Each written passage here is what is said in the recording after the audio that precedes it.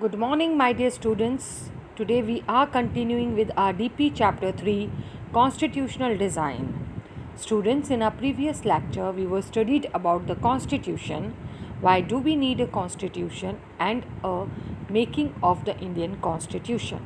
Now, today I will explain you about the Constitute Assembly and guiding values of Indian Constitution. Now, students, the drafting of the document called the Constitution was done by an assembly of elected representatives called the Constitute Assembly. Now, elections to the Constitute Assembly were held in July 1946. Its first meeting was held in December 1946. Soon after, the country was divided into the India and Pakistan.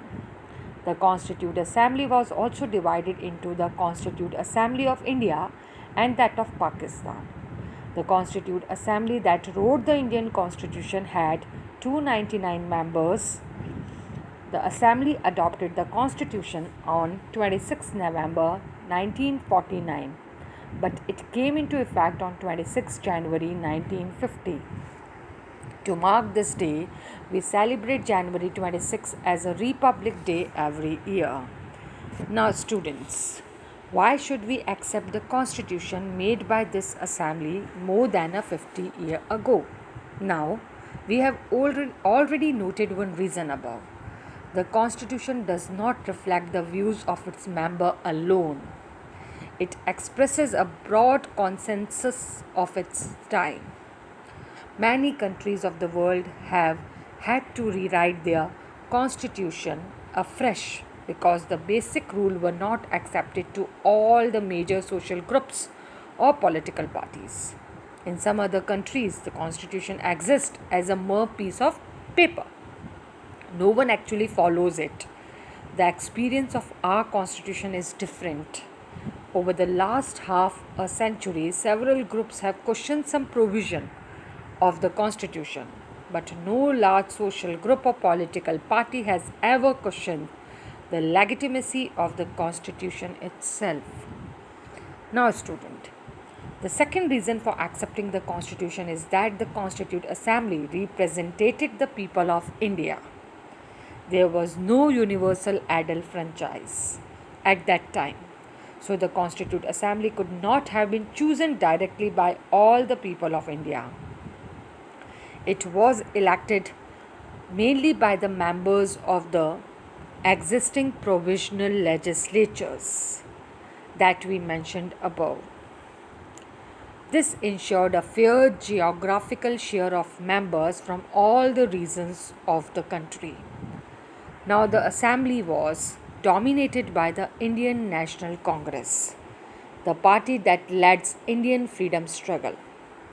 But the Congress itself included a variety of political groups and opinions. The Assembly had many members who did not agree with the Congress. Now, in social terms too, the Assembly represented members from different language groups, castes, classes, religions, and occupation. Even if the Constitute Assembly was elected by universal adult franchise, its composition would not have been very different. Now, students, finally, the manner in which the Constitute Assembly worked gives sanctity to the Constitution. The Constitute Assembly worked in a systematic, open, and consensual manner. First, some basic principles were decided and agreed upon. Then, a drafting committee chaired by Dr. B.R. Ambedkar prepared a legal constitution for discussion. Several rounds of thorough discussions took place on the draft constitution, clause by clause. More than 2,000 amendments were considered.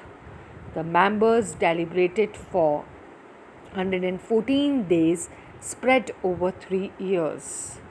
Every document presented and every word spoken in the Constitute Assembly has been recorded and preserved.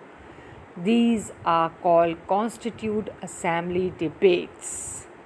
When printed, these debates are 12 bulky volumes. These debates provide the rationale behind every provision of the Constitution. These are used to interpret the meaning of the Constitution. Now, students, Constitution of India. Indian Constitution was very long and detailed document.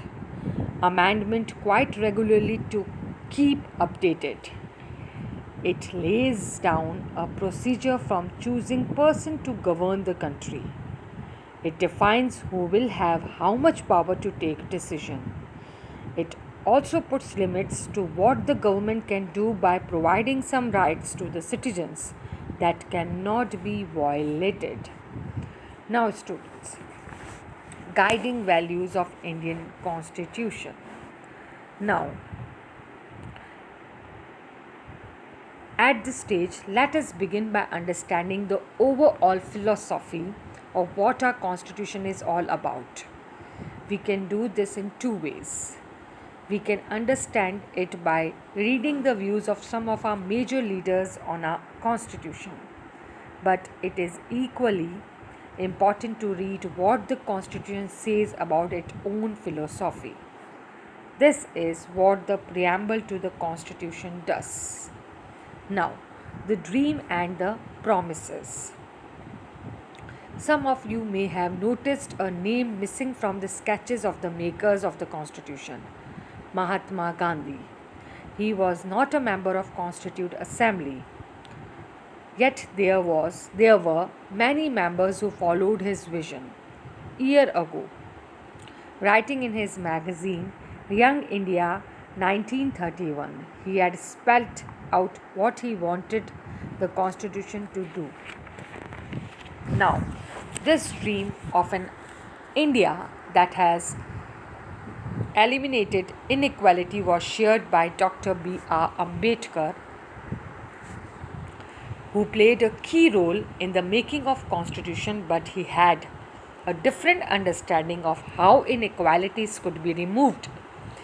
He often bitterly criticized Mahatma Gandhi and his vision.